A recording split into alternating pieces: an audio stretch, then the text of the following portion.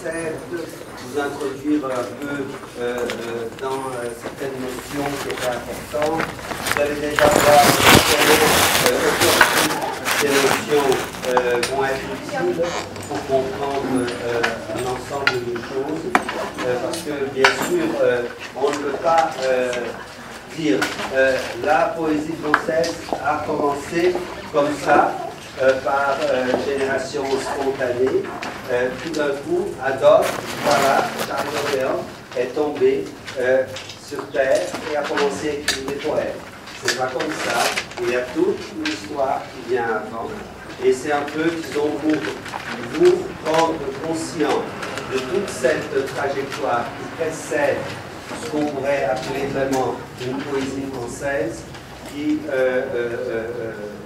c'est la raison par laquelle nous avons fait cette introduction, cette préparation pour arriver justement à Charles d'Orléans. Charles d'Orléans, il occupe une place absolument très spéciale parce qu'il est à la charnière. La charnière, c'est la frontière entre le Moyen-Âge et la Renaissance.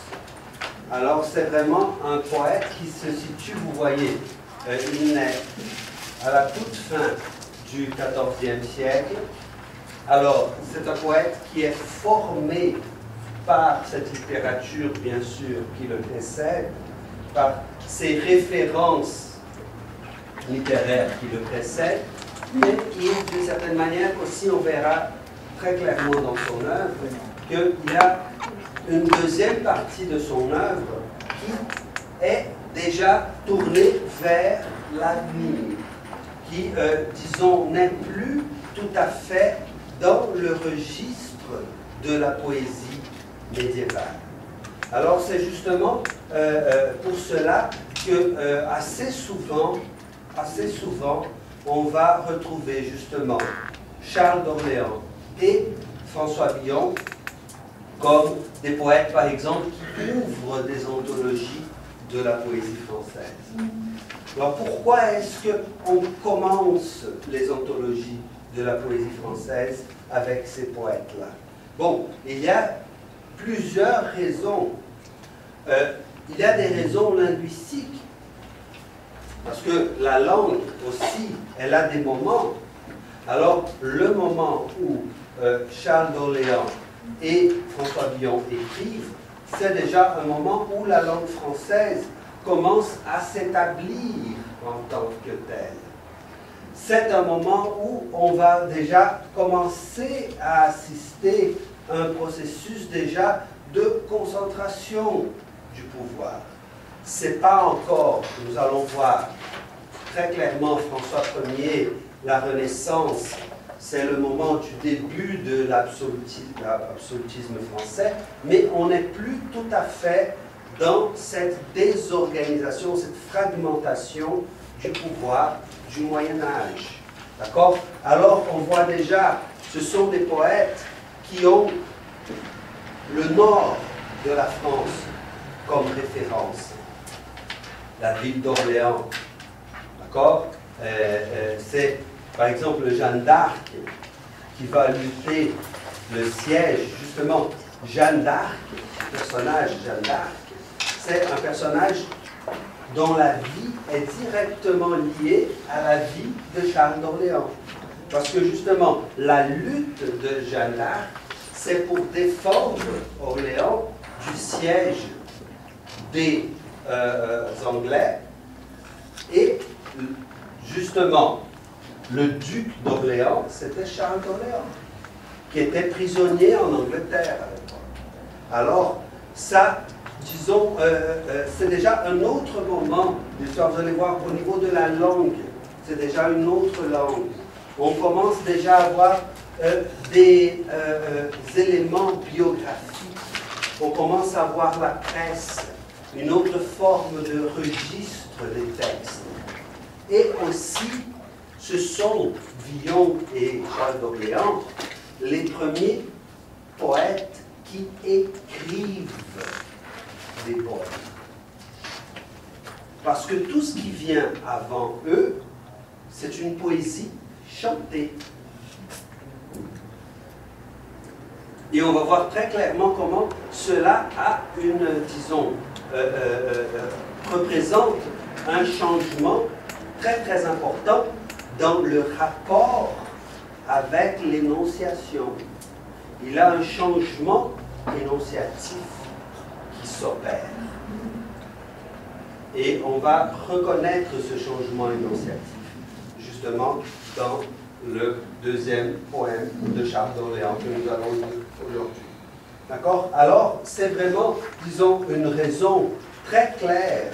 Vous voyez, plusieurs raisons historiques, langagières, politiques, scripturales, disons, au niveau communicatif, vraiment de support, qui vont marquer un début d'une autre forme de dire. Et Charles d'Orléans, dans ce sens-là, est vraiment un poète charnière, un poète qui est à la frontière.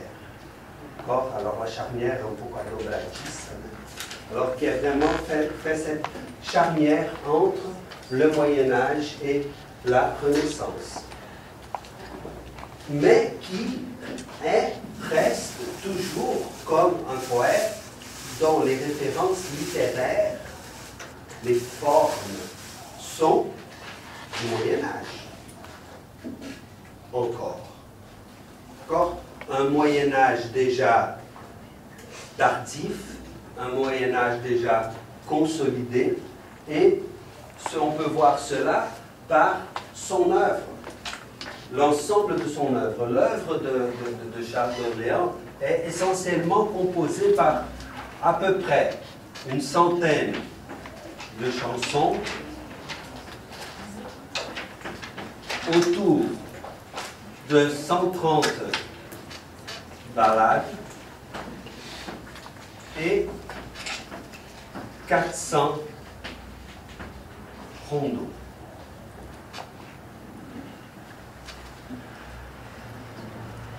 Chanson, bon, la chanson, c'est ce qui se chante. La ballade, c'est ce qui se balle, ce qui se danse, ce qui se baille.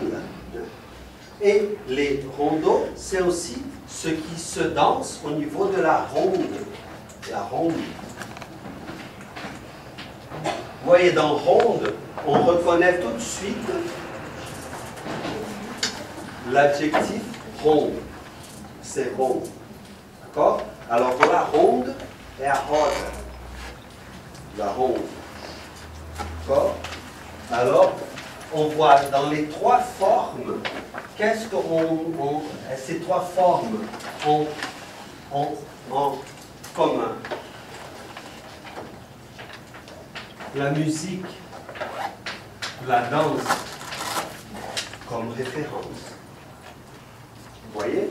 Alors, même si Charles d'Orléans, et ça c'est une donnée très importante, comme je vous ai dit le cours dernier, Bernard de Ventadorn était une sorte de Zé Caballero. D'accord? Il chantait, c'était un pop star. Charles d'Orléans, non. Charles d'Orléans ne chantait pas. Ne chantait pas. Alors c'est, disons, le premier poète qui ne chante pas. Alors pour ça, c'est vraiment le premier poète qui écrit seulement. D'accord? Qui écrit seulement. Mais ça, c'est une chose fascinante. Dans les manuscrits de Charles d'Orléans, il avait un espace qu'il a laissé pour la musique. Alors il a imaginé que ces poèmes allaient un jour être mis en musique. Vous voyez? Alors il a déjà prévu un espace dans le manuscrit pour la musique. Mais ces poèmes sont restés orphelins. Ils sont restés sans musique. Ils n'ont pas survécu avec la musique. Ils ont survécu sans musique. Mais vous voyez, c'est un changement complet de rapport. Parce qu'avant, qu'est-ce qui se passait? D'abord, on composait la chanson. La chanson commençait à circuler dans les cours. Et après, elle allait devenir un manuscrit. Ici, c'est le processus contraire. Elle devient d'abord un manuscrit qui s'imagine un jour musique, mais qui ne va pas devenir musique, mais qui s'imagine quand même musique. Vous voyez? Alors, c'est pour cela une des grandes raisons par lesquelles Charles d'Orléans vraiment inaugure un autre moment de l'histoire de la lyrique. Alors, c'est quand la lyrique devient écriture. D'accord? Mais, disons, la disgrâce de Charles d'Orléans n'était pas seulement de ne pas savoir chanter. Sa vie, finalement, c'est une vie aussi de beaucoup de disgrâces. Le pauvre a eu une vie très, très difficile. Vous avez... Hein? Beaucoup de mariages aussi. Le problème ne sont pas les mariages, le problème sont les veuvages. Parce que s'il aurait pu se marier, mais le pauvre est devenu veuf à plusieurs reprises, très jeune. Alors ça, c'est le pire. Hein? Alors, vous imaginez, il s'est marié à 12 ans et est devenu veuf à 15. Alors, à 15 ans, il était déjà veuf. Et après, en 1900, non, 1400, quand est-ce que sa deuxième épouse meurt déjà? Sa deuxième épouse meurt en... à peu près à 1418. Alors, là, sa première épouse meurt en 1410, première épouse, et deuxième épouse en 1418. Alors, en 1418, vous voyez, il a 24 ans, il est déjà veuf 2 fois. Alors, et en plus, en 1418, il est en prison. Alors, en prison, il reçoit la nouvelle que sa deuxième femme est morte. Alors, ce n'est pas, disons, une vie facile. Et avant, il avait déjà perdu son père et sa mère. Alors, son père a été assassiné quand il était très, très jeune. Il avait 10 ans, son père a été assassiné. Et un peu après, sa mère va mourir. Et alors, après, sa première femme meurt. Et en 1415, il a une grande bataille en France, parce qu'à cette époque-là, on est en pleine guerre des 100 ans. Alors la guerre des 100 ans commence en 1337, si je ne me trompe pas, et elle va durer jusqu'à 1475. Mais le gros de la guerre va jusqu'à 1457. Alors, il naît en pleine guerre de 100 ans. C'était la guerre des Anglais contre eux. Une guerre qui s'est luttée sur le territoire français, parce que le roi d'Angleterre voulait avoir le trône de France. Alors, et pour le trône de France, l'Angleterre envahissait et occupait la France. Et en 1415, il y a une grande bataille. Alors, les Français ont essayé justement d'avancer sur les troupes britanniques à Azincourt et ont été massacrés. C'était un grand massacre, c'était une des plus grandes défaites de la France pendant cette guerre-là. Et une bonne partie de la noblesse française, de la jeune noblesse française, a disparu parce qu'elle a été tuée dans cette bataille-là. Mais Charles d'Orléans, chanceux qu'il est, a survécu à la bataille, mais a été mis en prison et a été envoyé en prison en Angleterre. Et il est resté en prison en Angleterre pendant quelques années, de 1415 à 1440. Alors, il est resté en prison 25 ans. Alors, disons, et justement au début de sa prison, son emprisonnement, sa femme meurt. Et vous savez comment est-ce qu'il est sorti de prison? Parce qu'en effet, on voulait une rançon, un resgate, pour pour le libérer. Mais personne en France voulait payer la rançon de Charles d'Orléans parce que, bon, le pauvre, il écrivait des poèmes, alors ça sert à quoi?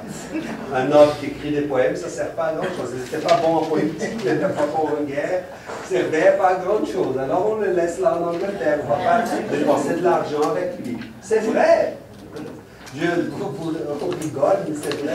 Mais à un moment donné, alors, on a réussi à organiser, orchestrer un mariage pour lui. Un troisième mariage. Avec une jeune fille, beaucoup plus jeune que lui. Mais cette jeune fille était la petite fille, Annette, la petite fille de Jean sans peur, qui a été l'assassin de son père. Alors, il s'est marié avec la petite fille de l'assassin de son père, qui a payé la rançon pour qu'il sorte de prison. Et avec elle, ils ont eu un enfant, Charles, qui est après devenu roi de France, Louis XII. Alors, Charles d'Orléans est le père de Louis XII, roi de France. Et alors c'est une famille, vraiment, la famille d'Orléans, famille d'Orléans, c'est une famille, son oncle a été roi de France, son fils a été roi de France. Alors on voit que vraiment c'est une lignée de la plus haute noblesse française. Cela aussi explique beaucoup de choses sur ce personnage. Explique pourquoi, vous voyez, Bernard de Ventadorme, nous avons vu le cours dernier, c'est un des poètes du Moyen-Âge dont nous avons le plus grand nombre de chansons réunies. Vous vous rappelez combien de chansons ont survécu de Bernard de Ventadorme? Vous vous rappelez? Je vous ai dit ça le cours dernier. 44.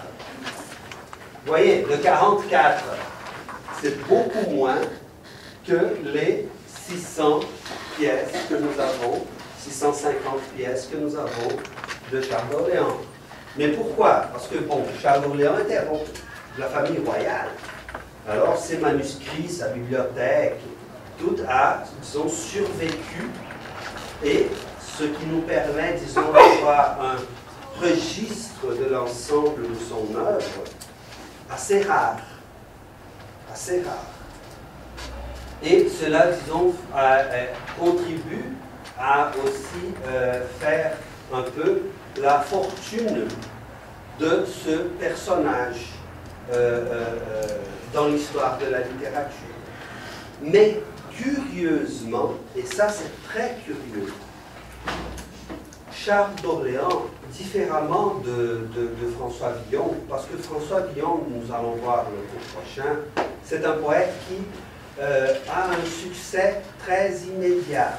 Sa poésie va déjà au XVe siècle avoir des éditions, au XVIe siècle des rééditions critiques. Alors c'est une poésie qui devient canonique et entre dans disons, le goût populaire très rapidement.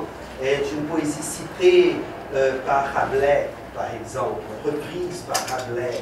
Alors c'est un poète qui va alimenter une certaine poésie du grotesque pendant la Renaissance. La poésie de Charles d'Orléans, non. C'est une poésie qui va être complètement oubliée. Alors, c'est un poète qui, pendant le XVIe, le XVIIe et le XVIIIe siècle, disparaît. On ne parle pas de Charles d'Orléans. Poète disparu.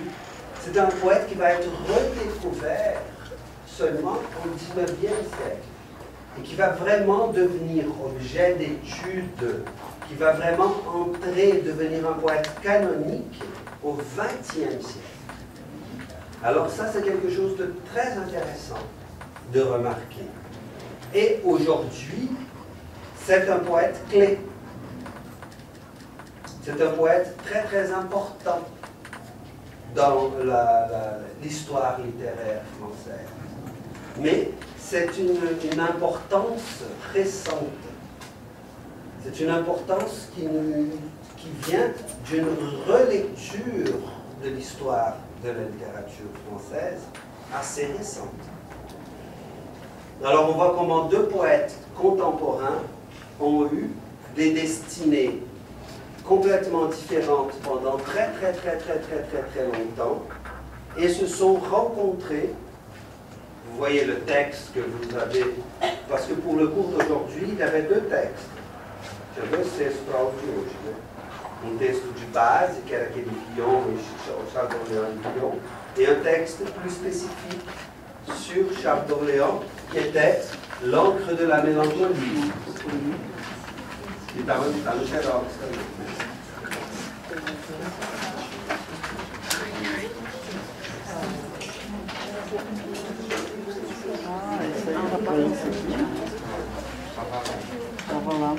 É un texte de Jean Starobinsky, qui est justement un texte absolument formidable. Jean Starobinsky est un des plus grands critiques littéraires du XXe siècle. C'est un type d'une érudition absolument formidable, et qui a écrit ce texte sur Charles d'Orléans, qui est un chef-d'œuvre. C'est un texte vraiment d'une beauté incroyable. Le poème que nous allons lire, le Rondeau, le deuxième poème de Charles d'Orléans, est un poème qui vient justement d'une lecture de Starobinsky, d'une synthèse de la lecture que Starobinsky propose dans ce texte, l'encre de la mélancolie, qui est un des plus beaux textes que vous avez, critiques, que vous avez à lire pendant ce semestre. D'accord? Alors, je vraiment vous recommande cette édition très fortement. Bon, alors, après, il finit sa vie très confortablement dans son petit château de Blois. Il a repris une bonne partie de son héritage et vit confortablement d'une part, disons au niveau matériel, mais au niveau, disons, existentiel, il continue à être un personnage très angoissé, très perturbé, très mal à l'aise dans sa peau. Alors, cela se voit dans sa poésie, justement. Et cela se remarque justement dans cette partie, disons, cette poésie tardive, cette poésie de la fin de sa vie, qui est essentiellement la poésie de ses rondeaux. Alors, on ne peut pas affirmer de façon catégorique que tous les rondeaux de Charles d'Orléans sont de sa vieillesse, toutes les ballades et toutes les chansons sont de sa jeunesse. On ne peut pas dire cela. Mais ce qu'on sait, c'est que la plupart des chansons et des ballades sont antérieures à la composition des rondeaux. Et que la composition des rondeaux date surtout de son retour en France.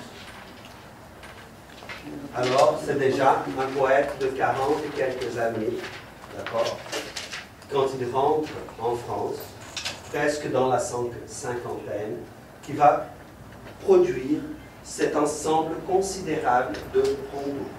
Et c'est dans les rondeaux surtout qu'on va retrouver cette, disons, un changement énonciatif plus fort.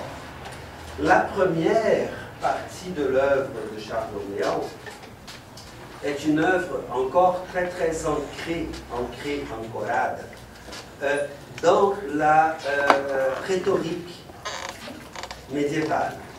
D'accord?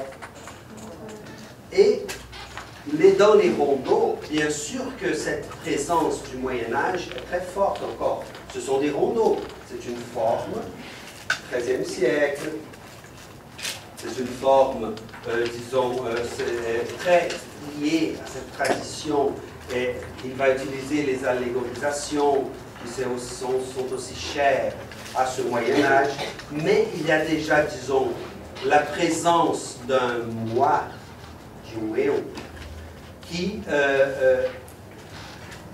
gagne une dimension plus personnelle. Parce que, je ne sais pas si vous vous rappelez, le cours dernier, quand nous avons parlé de Bernard de Ventadorme, il y a une question centrale dans cette façon de construire cette rhétorique médiévale, cette rhétorique de l'amour courtois, où nous avons un double effacement. Nous avons un effacement du corps, parce que qu'est-ce qu'on voit? Les yeux, la peau blanche, mais cette peau blanche aussi qui, disons, d'une certaine manière, éblouit le regard, qui empêche vraiment un regard. Et un effacement du moi, de ce je qui se met dans une position de serviteur, alors disons donne la possibilité d'action, de possession est très, très extrêmement limitée, ce qui rend finalement l'amour directement associé à la souffrance. Alors finalement, l'amour est une espèce de mal. Le mal d'amour, on va souffrir de cet amour. Et on va souffrir aussi parce qu'on va en être assujetti par cet amour. Alors on est dans cette position de serviteur, vous voyez? Alors c'est ça, la position de ce jeu. Alors, il y a un effacement de la personne derrière ce jeu assujetti. Alors, c'est quoi? C'est justement, c'est un sujet assujetti. Subjugal. Alors ça, c'est vraiment quelque chose de très marquant. Chez Charles d'Orléans, on commence déjà à voir un sujet qui commence à, disons, surgir un peu, à agir un peu, en tant que, disons, à occuper d'une manière plus claire cette position énonciative. Alors ça, c'est quand même un changement. Alors, on remarque ça très clairement comme un passage d'une étape de son œuvre à l'autre. Alors, c'est pour cela que j'ai choisi deux poèmes, un vraiment du début de sa vie littéraire et un autre postérieur. Donc, ce sont deux poèmes français, disons, qui ne sont pas nécessairement de la phase anglaise, mais un antérieur à Azincourt et l'autre postérieur à son exil.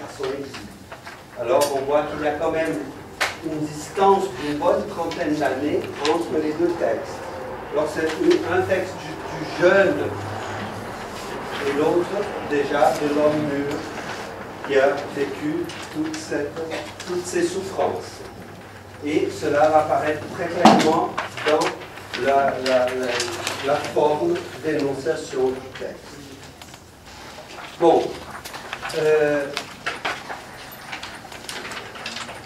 dans ce premier poème, qui est une ballade, nous avons justement un exemple très clair, très didactique de l'amour courtois. Alors, comme vous vous rappelez, nous avons tout ça le premier.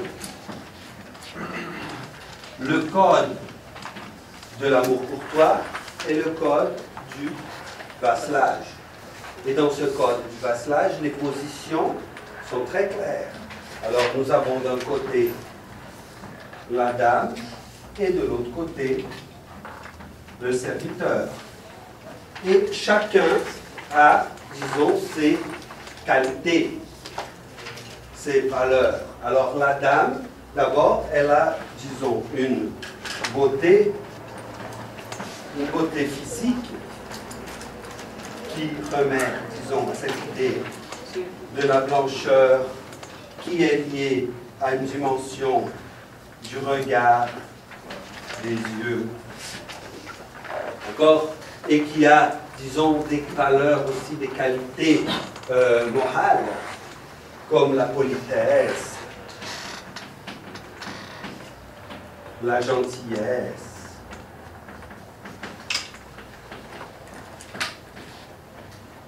Et le serviteur, de son côté, il est quoi? Il est loyal, il est assujetti, il est respectueux. Alors, ce sont les qualités qu'on attend du serviteur. D'accord? Alors, ceux-là, ils ont créé tout un code, mais finalement, ce code, comme je viens de vous dire, va produire un amour qui est souffrance. Qui est souffrance parce que finalement, c'est quoi? C'est l'effacement de la possibilité même de l'amour. Et tout cela est, disons, très très facilement explicable par la structure de la société elle-même, où on ne se marie pas parce qu'on aime, on se marie parce que les familles veulent qu'on se marie, et où nous avons l'Église catholique qui travaille pour l'effacement du corps, la négation de la chair, la carne. Alors ça, c'est, disons, sont les bases qui vont produire nécessairement quoi? Un amour homme-femme souffrant. Alors finalement, cette rhétorique qui va apparaître là dans l'amour pour toi, c'est une rhétorique qui va dessiner cet univers qui est finalement un portrait de la société elle-même, des rapports hommes-femmes dans la société d'après les idéologies et l'organisation sociale de l'époque. Alors, le rapport est direct.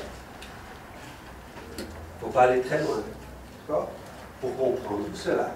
Et on voit comment cela se joue ici, dans ce poème. Vous allez voir que dans ce poème-là, peut-être il faut faire une petite parenthèse. Le poème de Bernard de Ventadorme que nous avons lu, c'est un poème assez spécial dans le répertoire du Moyen-Âge, parce que c'est un poème où quand même cette souffrance produit une certaine révolte du poète. D'accord? Et cette révolte, disons, produit chez le poète une envie de disparaître. D'accord?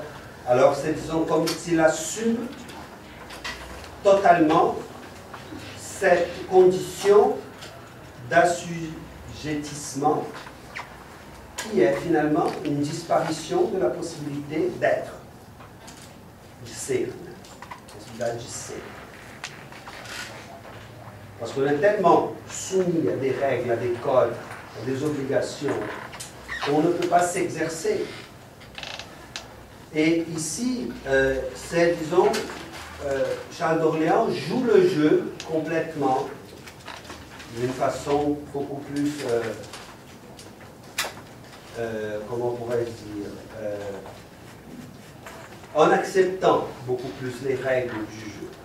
D'accord? C'est le jeune, encore, qui est là. Voyons ce qu'il dit dans cette balade. Belle, bonne, non pareil, plaisant, je vous supplie, veuillez me pardonner. Si moi, qui suis votre grâce attendant, viens déverse vous pour nos fêtes à contraire. Plus longue demande, je ne le puis célébrer. Qu'il ne faille que sagesse ma détresse, comme celle qui me peut conforter. Car je vous tiens, pour moi seule maîtresse. Ceci à plein, vous voici mes mots disant. Force d'amour me fait ainsi parler, car je devins votre loyal servant le premier jour que je vous regarder. La grande beauté que vous avez sans père, qui me fera avoir toute liesse, ce serviteur vous les oies me nommèrent, car je vous tiens, ma seule maîtresse. Que me donner en octroi dont si grande, je ne l'ose dire, ne demandèrent. Mais s'il vous plaise que de si en avant, en vous servant puisse m'abuser, je vous supplie que sans me refuser, veuillez souffrir, qui mette ma jeunesse, nul autre bien que ne veuille souhaiter, car je vous tiens pour ma seule maîtresse. Bon, j'ai fait une lecture ici un peu rocambolesque. C'est pas, disons, par hasard. C'est justement pour essayer de récupérer un peu l'esprit d'un ensemble de sonorités qui expliquent certaines choses sur ce texte. Explique par exemple la rime. Parce que comment est-ce qu'on va pouvoir rimer? Vous voyez, au milieu de la deuxième strophe, le cinquième vers, la grande beauté que vous avez sans père. Sans père, c'est pas, c'est igual. Je peux seulement rimer sans père avec pardonnèrent, racontèrent, parlèrent, regardèrent, nommèrent, si je prononce l'air. Et c'est comme ça, c'est par ce type de poème qu'on a découvert aussi la façon de prononcer de l'époque. La poésie a beaucoup servi dans ce sens-là. Et cela aussi, disons, nous explique pourquoi, je vous ai déjà dit ça le cours dernier, on va retrouver très très souvent dans la poésie de cette époque un effacement des pronoms personnels. Alors ici, beaucoup de jeux ne sont pas prononcés. Pourquoi? Parce qu'on prononce les S à la fin des verbes. Alors on sait de qui il s'agit. Comme en portugais, on n'a pas besoin de pronom. On peut justement effacer le pronom. Pourquoi? Parce qu'on le retrouve déjà à l'intérieur du verbe. Alors en français, à cette époque-là, c'était pareil. C'était le même type de, disons, ressources qu'on avait de la langue phonétique. Alors les marques de personnes étaient déjà dans les verbes. Alors cela explique beaucoup aussi la forme de l'écriture de ces textes. Bon, vous voyez, c'est une ballade très simple comme forme, assez courte d'ailleurs. Ce sont des lutins écrits en décasyllabes. Et c'est une ballade qui n'a pas d'envoi. On n'a pas cette petite strophe à la fin plus courte. Alors la plupart des ballades en ont un envoi, mais cette ballade n'a pas d'envoi. Mais elle a quand même un refrain. Vous voyez, le dernier vers est toujours le même. D'accord? Ce qui quand même lui donne une unité et disons, fait qu'elle se rapproche très facilement d'une chanson à refrain par cette répétition de ce vers à la fin. Bon, on va relire le texte pour entrer un peu plus dans le vocabulaire et commencer à expliquer un peu ce qui se passe. D'abord, peut-être aussi, vous avez remarqué, bon, c'est une balade très simple aussi comme narrativité. On présente la question, cette dame qui est là. Ensuite, dans cette deuxième strophe, les mots d'amour, mal d'amour, cet amour qui fait mal, la souffrance que l'amour cause est révélée.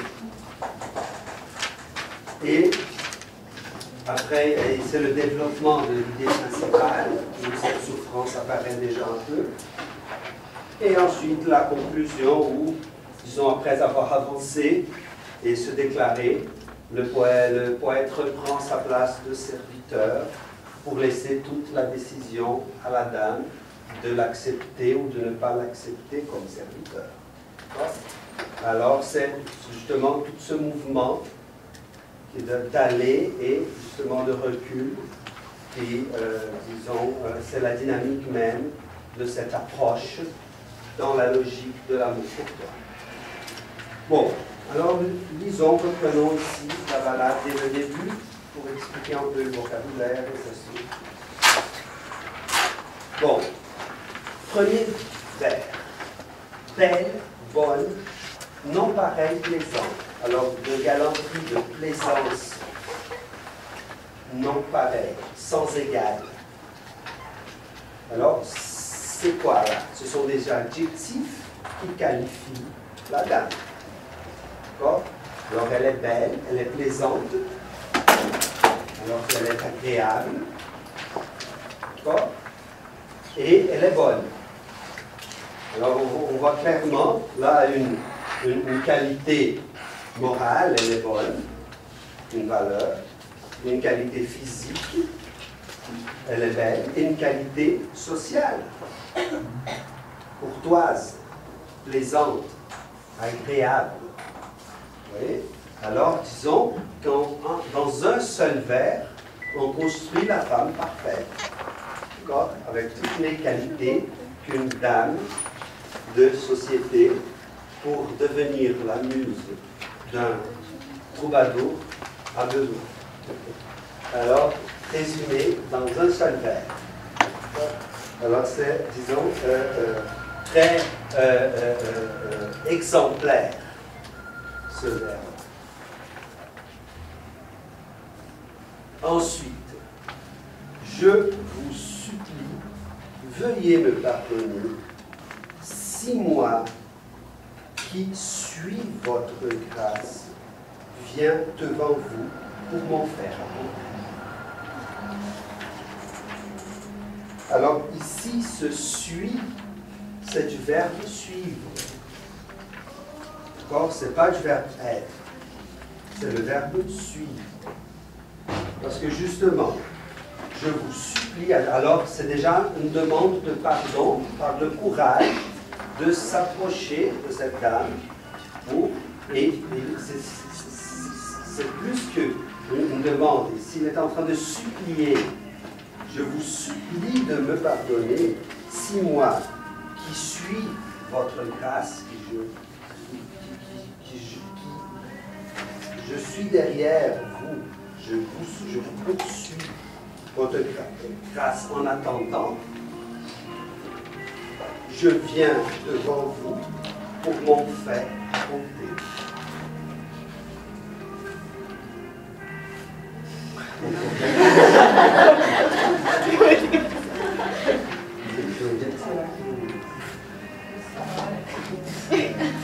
T'as pété un peu,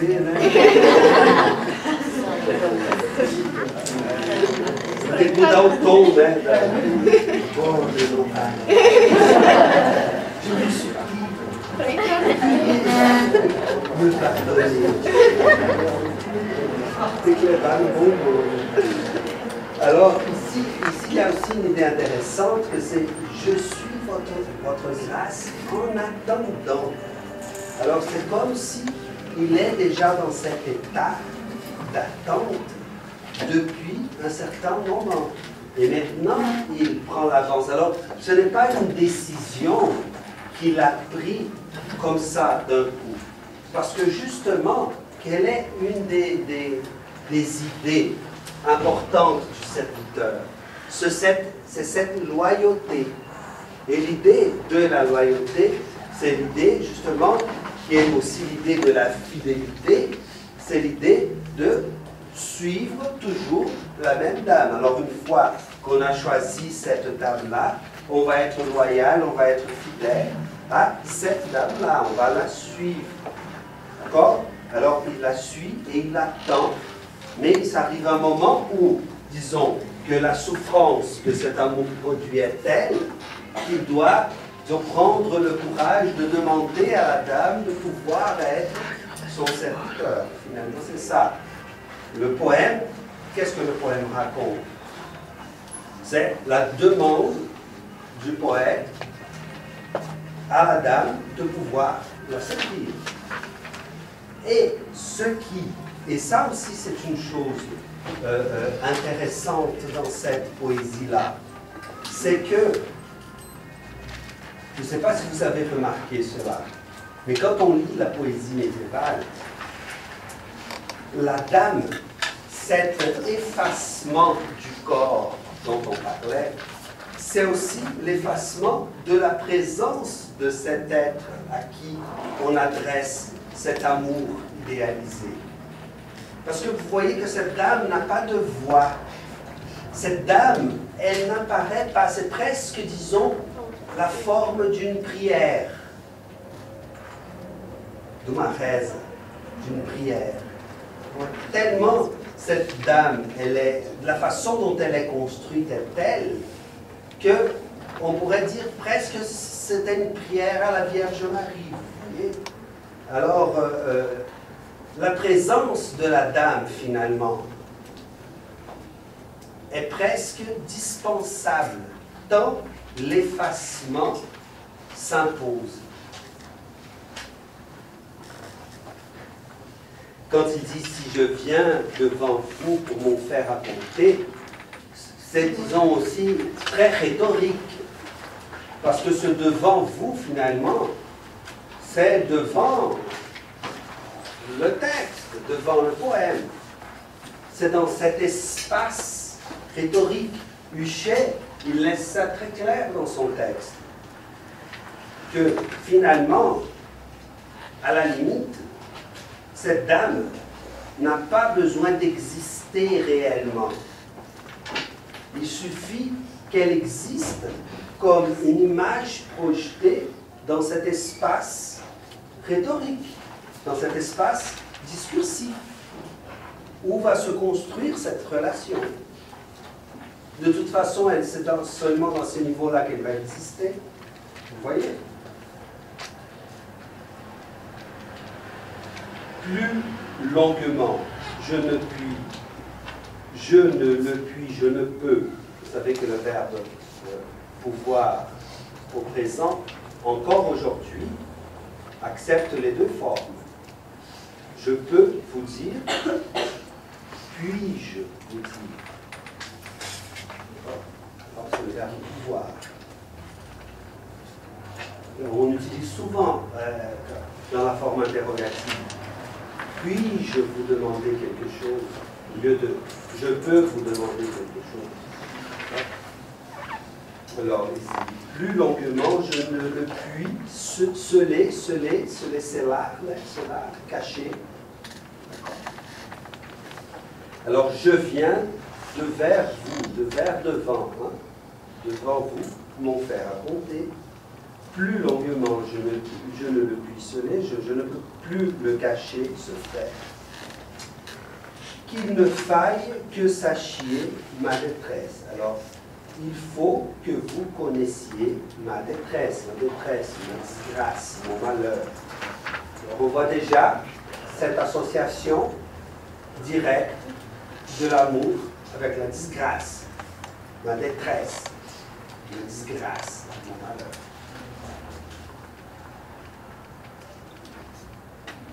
Étant celle, puisque vous êtes celle qui peut me conforter. car je vous tiens pour ma seule maîtresse. Alors, justement, il va se, disons, révéler, il va, cet amour à cette dame-là, parce que c'est à elle qu'il est loyal. D'accord? C'est je vous tiens pour ma seule maîtresse. Alors, une seule maîtresse, l'idée de la loyauté. Je vous rappelle que ici, maîtresse, ça n'a rien à voir avec l'idée de amant et maîtresse. D'accord? Non. Le mot maîtresse, ici, c'est maîtresse de féminin de maître. Dame, domine, celle qui domine. Maître, aussi, maîtresse. D'accord? Alors, maîtresse, c'est un synonyme de dame dans ce contexte.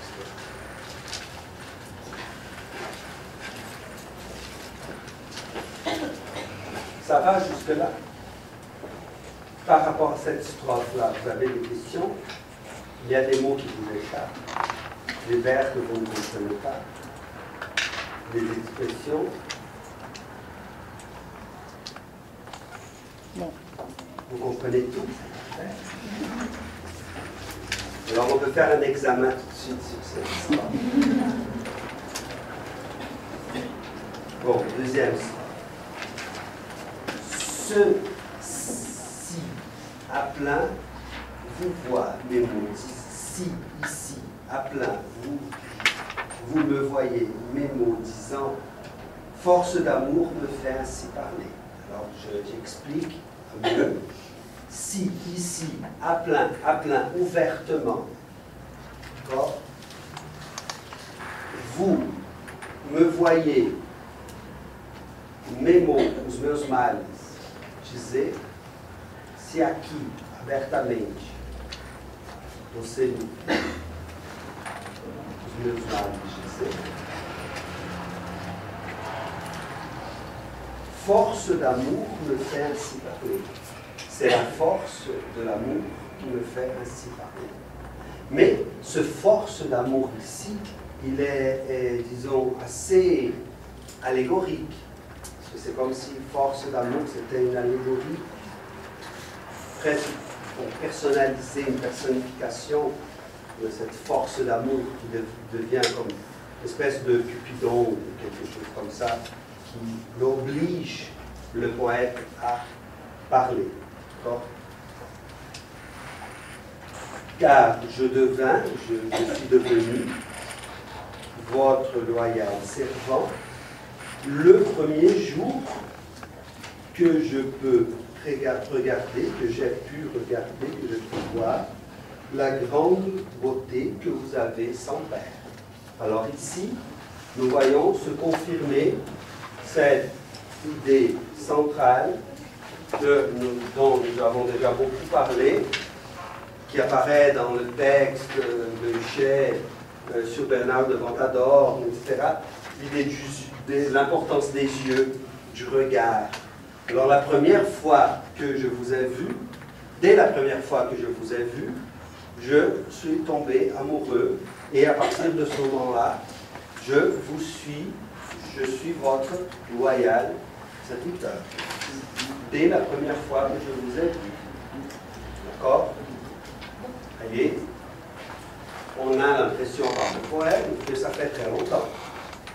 Alors ça prend du temps, juste qu'il faut d'abord voir servir loyalement dans le silence pour après avoir le droit de devenir un vrai serviteur.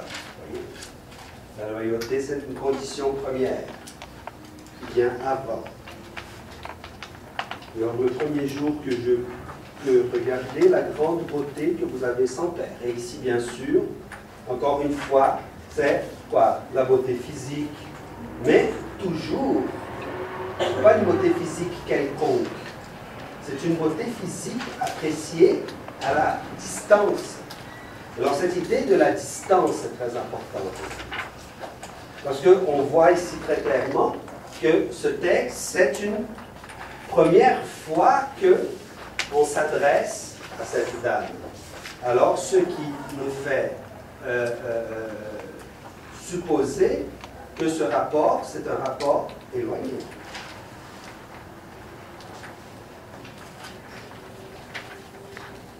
Alors on reprend.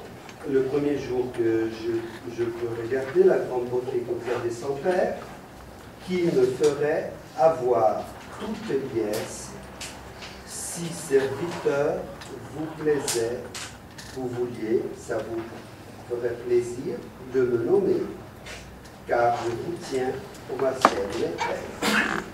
Liesse, c'est la joie, l'allégresse. Très courant dans la littérature de cette époque-là, l'utilisation de ce nom Liesse à la Galilée. On le trouve très très souvent dans la poésie, même pendant la Renaissance, même chez Racine, on retrouve la liesse. C'est souvent. Le premier jour que je peux regarder la grande beauté que j'ai sans père, alors car je devins votre loyal servant, le premier jour que je peux regarder la grande beauté que j'ai sans père, qui me ferait avoir toute liesse, si serviteur vous plaisait me nommer. Si vous avez le plaisir de me nommer votre serviteur, cela ferait toute ma joie. Ce serait toute mon allégresse d'être nommé par vous, votre serviteur. C'est le maximum qu'un, disons, poète peut désirer dans cette code de l'amour courtois. Ou presque.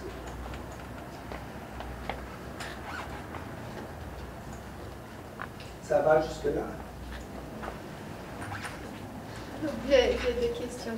Je voulais savoir si ces dernières phrases, elles sont considérées comme la tornade que vous avez dit le dernier côté. Non, justement. La tornade, elle est équivalente à l'envoi. Ah, La tornata. tornada. C'est le nom en provençal de l'envoi, Ah, qui correspond à une petite strophe à la fin. Ici, on pourrait appeler ça un refrain. et pourquoi pas tornade? Je n'ai pas compris parce que c'est une reprise, c'est un résumé de ce que les poètes veulent dire, non? Non, mais parce que l'envoi, la tornade, il est, disons, une synthèse quand même, plus longue qu'un refrain et qui va paraître une fois. Toujours à la fin, c'est ça, non? À la toute fin Du poème. du poème et une fois. Le refrain, Ok. c'est justement l'idée que le refrain, la caractéristique du refrain, La c'est qu'il se répétition. répète à chaque strophe. C'est pour cela que ces formes ici, ballade, rondeau, sont des formes plus populaires. La chanson, elle n'a pas une forme fixe. Elle est le début de l'histoire de la littérature des troubadours. Le début de l'histoire, c'était seulement des chansons. Il n'a pas de forme fixe. Et à cette époque-là, nous avons, disons, des chansons qui sont vraiment les chansons des troubadours, qui sont les chansons, disons, plus sophistiquées, et les chansons populaires qu'on appelle les chansons à refrain. Ces chansons à refrain, avec le temps, ont commencé à donner origine à un ensemble de formes fixes, dont les noms gardent un écho de cette origine populaire, la danse. D'où les noms ballade, rondeau, qui ont, disons, des structures plus fixes et au niveau métrique, au niveau de la rime, plus simple. Une répétition, vous voyez alors ici, vous voyez qu'il a la quantité de rimes est restreinte. Nous avons 3 rimes.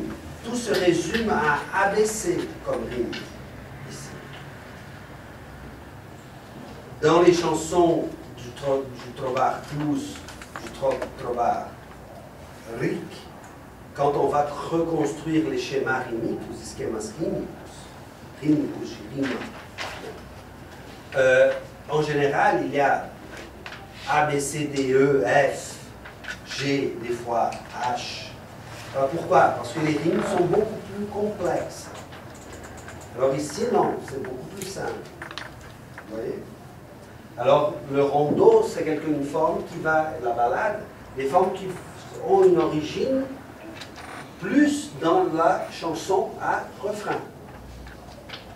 C'est pour cela même qu'il existe cette différence ici, chanson et ballade rondeau. Pourquoi? Ce sont des formes qui vont se consolider au XIIIe, XIVe siècle, d'accord? Surtout au XIVe siècle, un peu avant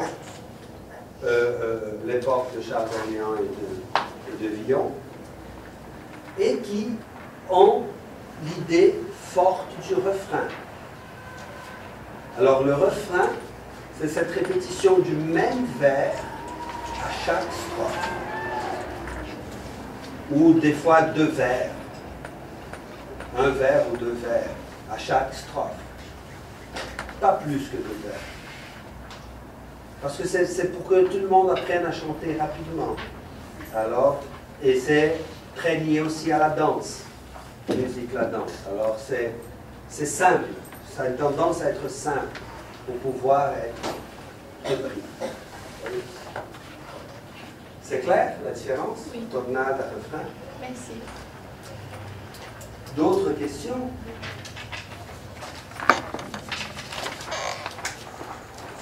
Bon, alors, le poème, tout ce que le poète avait à dire, il a déjà dit. Maintenant, il faut s'excuser.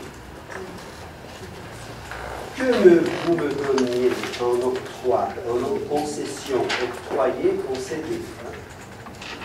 Un don si grand, un don si grand, je ne l'ose dire ni demander. Alors ici, bien sûr, c'est une formule nerve, comme on était en train de parler, c'est une formule rhétorique. Comment ça, je ne l'ose dire? Il vient de le dire. Comment ça, je ne l'ose dire? Mais, justement, il faut le dire en le niant.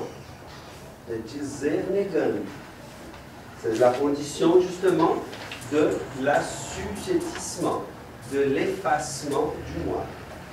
Alors, je dis, mais je dis que je n'ose pas le dire, même si je suis en train de le dire. Alors, c'est, disons, une formule rhétorique qui est nécessaire ici dans ce jeu rhétorique de coder de l'amour pour toi. Mais bien sûr que s'il ne le dit pas, le poème ne se fait pas. Mais il faut que le poème incorpore l'audace du dire qui n'aurait pas dû être dit. Mais qui a besoin quand même d'être dit parce que sinon le poème n'existe pas. Vous avez compris? Bon, mais s'il vous plaît, de ci en avant, mais si cela, si vous vouliez, si vous acceptez, si en avant, dorénavant, à partir de maintenant, qu'en vous servant, je puisse ma vie user, utiliser ma vie à vous servir, je vous supplie, alors vous voyez ça au début, et il dit je vous supplie, et ici il répète, je vous supplie, que semble refuser, veuillez souffrir, ici souffrir ça veut dire accepter, que je mette, que je donne, dédie ma jeunesse, que je mette ma jeunesse, que je dédie ma jeunesse à cela. Nul autre bien je ne veux souhaiter. Je ne veux souhaiter rien d'autre, rien de plus que cela.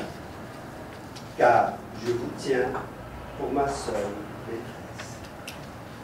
Alors on voit très clairement qu'ils ont le bien possible. C'est un bien d'être dans la position de serviteur et de rester dans cette position. C'est le seul bien. Vous voyez la dimension idéologique qui est derrière. C'est très confortable pour le Seigneur féodale et pour le seigneur de l'Église d'avoir une rhétorique qui de l'assujettissement, de l'effacement du moi, de l'effacement de la personne et de l'acceptation d'un amour en souffrance par la négation de la personne et de la chair. Alors ça, c'est, disons, l'enjeu qui sera une chose dans cette rhétorique de l'amour courtois. Le deuxième poème que nous avons, le Rondeau, est un poème très différent du premier. Très différent du premier. Lisons-le d'abord.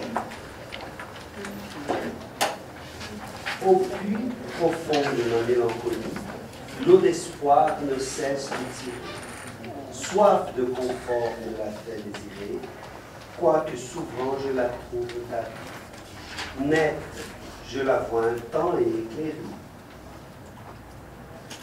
Et puis, après, troublée et empirée. Au puits profond de ma mélancolie, l'eau d'espoir ne cesse de tirer. En elle, je trempe mon encre d'étudiant. Quand j'en écris, mais pour mon cœur idée, enragé, fortune vient mon papier déchiré et jette tout par grande félonie. Alors, traîtrise, infidélité, par grande félonie, au puits profond de ma mélancolie. Alors, déjà ici, on voit la forme du rondeau où l'idée du refrain justement, prend encore plus d'ampleur. Parce que, quelle est justement une des caractéristiques du rondeau? C'est que le texte, bon, il est assez court, et il commence et finit par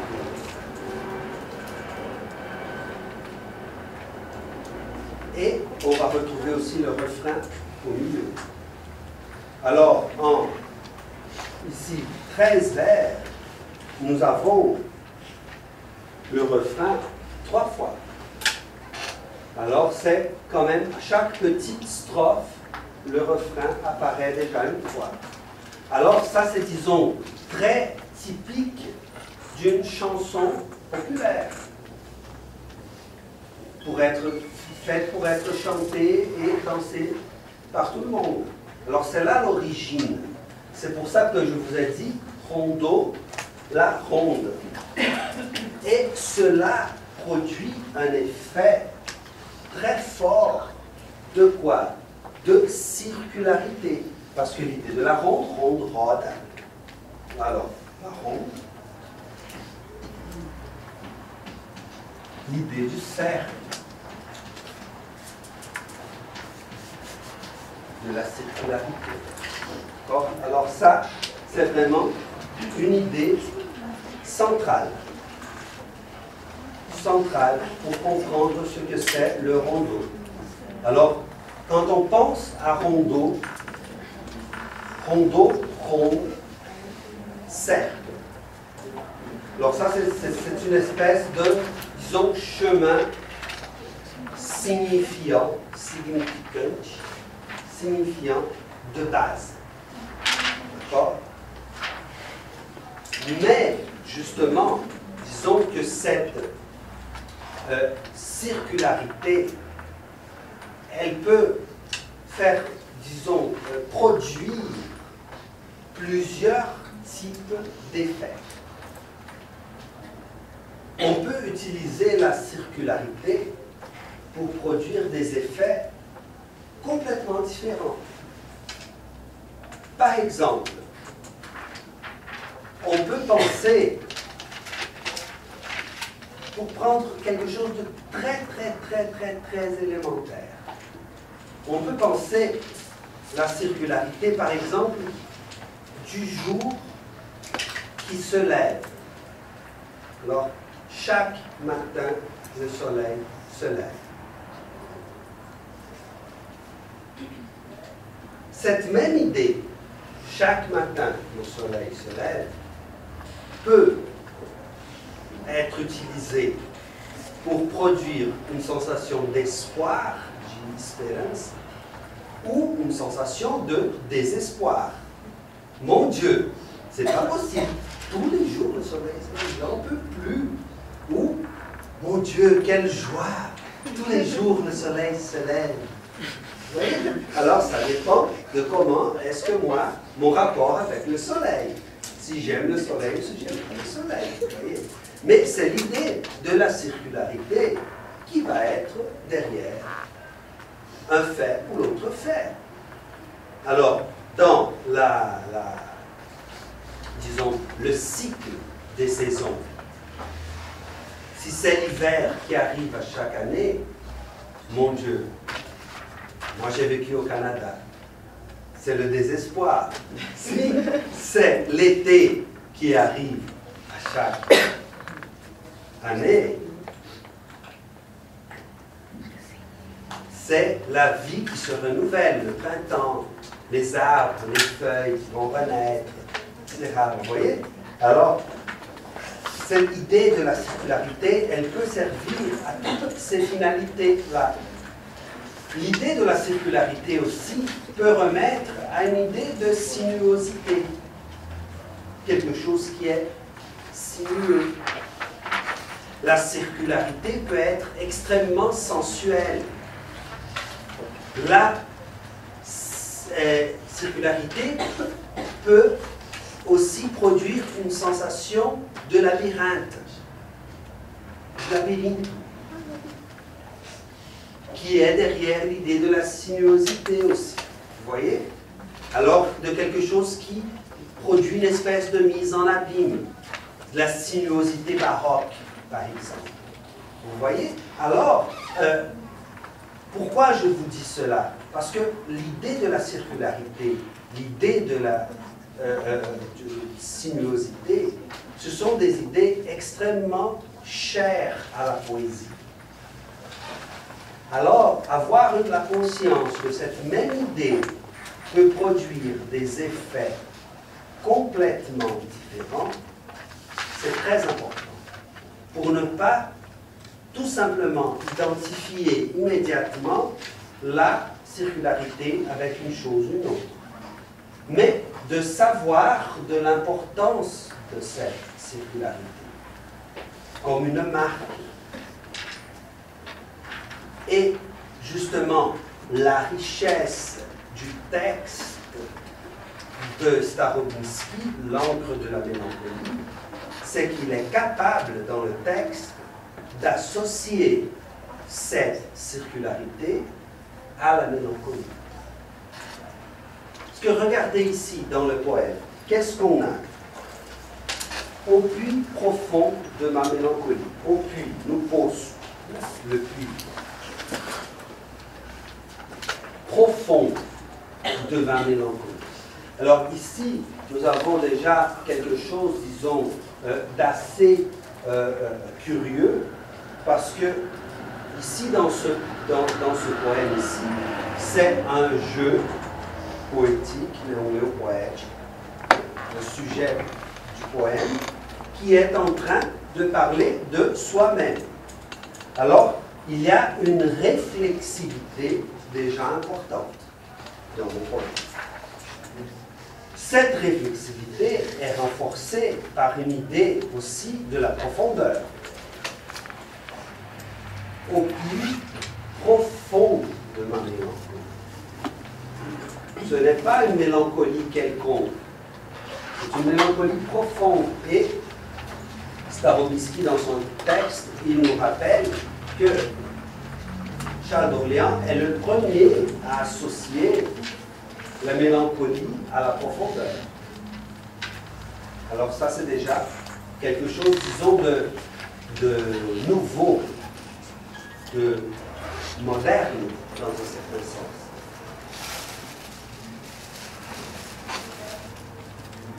Mais qu'est-ce qu'on va retrouver dans la profondeur de ce puits. L'eau d'espoir ne cesse de tirer, ne cesse de s'ouvrir, de pousser. D'accord? Alors, água d'espérança, né, ne cesse de tirer. Soif de confort, là me fait désirer. Alors, moi, j'ai soif de confort, alors je désire cette eau de l'espérance qui va être en train de s'ouvrir au fond du puits de la mélancolie. Quoique souvent je la trouve tarie, sèche, séchée. C'est tarie.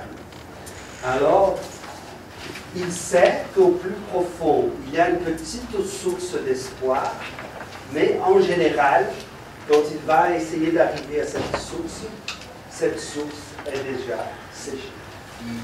Pauvre chair.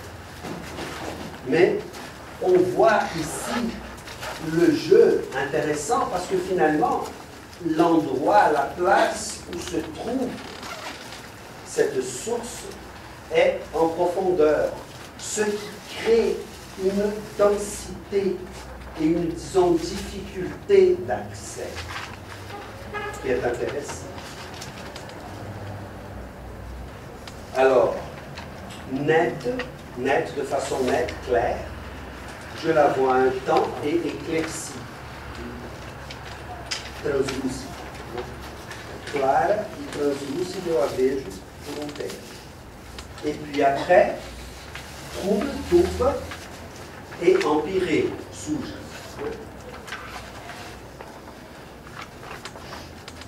Au plus profond de ma mélancolie, l'eau d'espoir qui ne cesse de tirer. Alors ici, dans cette strophe, nous avons une espèce d'alchimie importante qui est la transformation de l'eau de nette en trouble.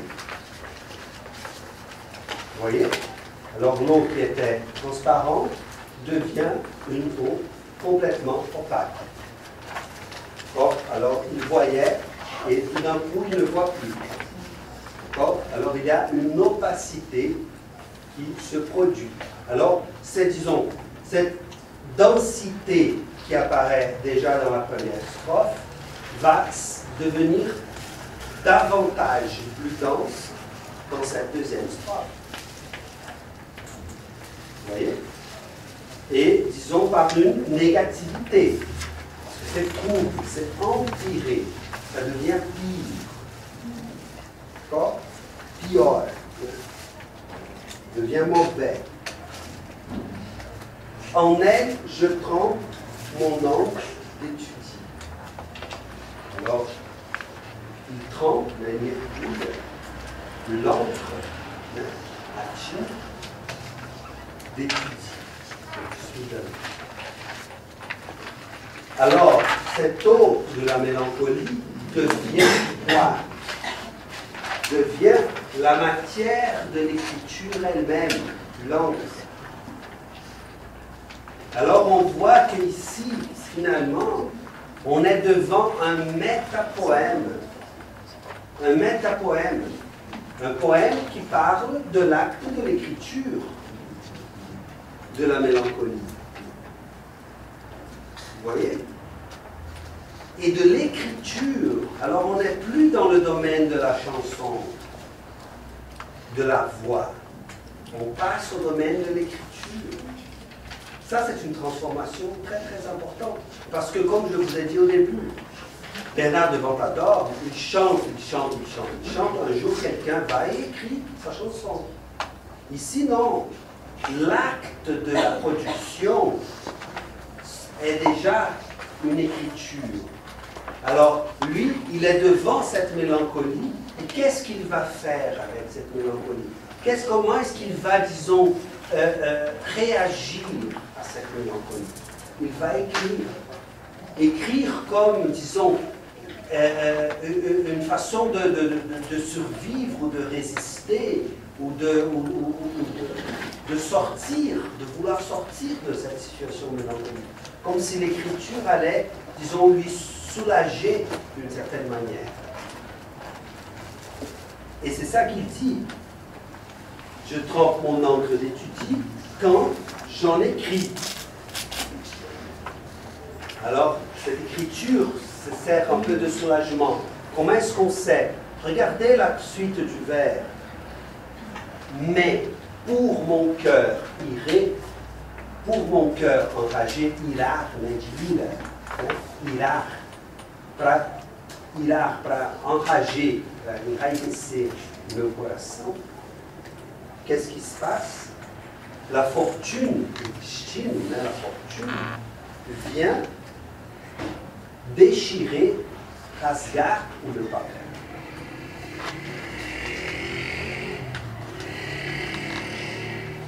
Et jette tout, joga tudo, né? Tu jeta, joga tudo. Por maldade, por traição. Onde? No poço profundo da mélancolie. Mais finalement, qu'est-ce qui est justement fascinant dans cet acte-là? C'est que l'écriture se produit malgré tout. Le poète dit que le poème va être déchiré, que le poème est déchiré et est jeté dans le puits profond de la mélancolie. Mais l'acte de l'écrire, malgré tout, résiste. Alors c'est pour cela qu'on peut parler d'une négativité positive dans le sens de réflexive, qui produit quand même un reflet d'une résistance à la mélancolie. Comment est-ce que Starobinsky résume cette idée? Il dit, je cite, « L'impuissance d'écrire est surmontée dans l'œuvre même qui la déclare. » Et parle de scintillement, cintillamento, cintillar, miroitement, qui vont être des mots très chers à Mallarmé, par exemple. La mélancolie, devenue encre, devient enfin le teint, grâce auquel l'image rayonne. L'obscurité la plus dense oppose à la lumière une surface d'où elle rejaillit.